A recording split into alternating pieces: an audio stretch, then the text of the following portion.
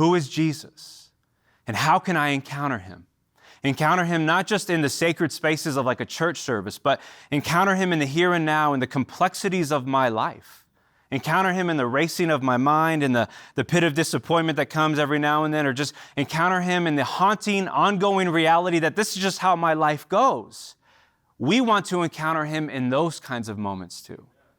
And to do so, we're going to choose somewhat familiar passages in John's gospel, so that if you are someone who maybe identifies as a Christian or doesn't, you would be somewhat familiar with these stories. Yet at the same time, we realize that in these accounts, in these encounters, Jesus will do things and say things that still leave us asking, what did he mean when he said that?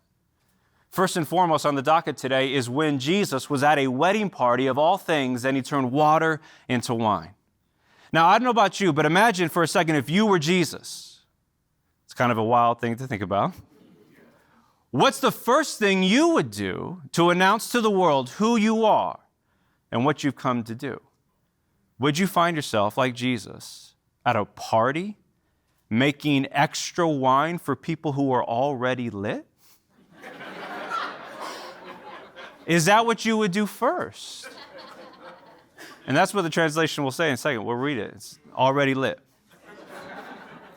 Is that what you would do first? I mean, surely there are more pressing issues in the world to deal with. People are dead, people are hungry, people are blind, people can't hear.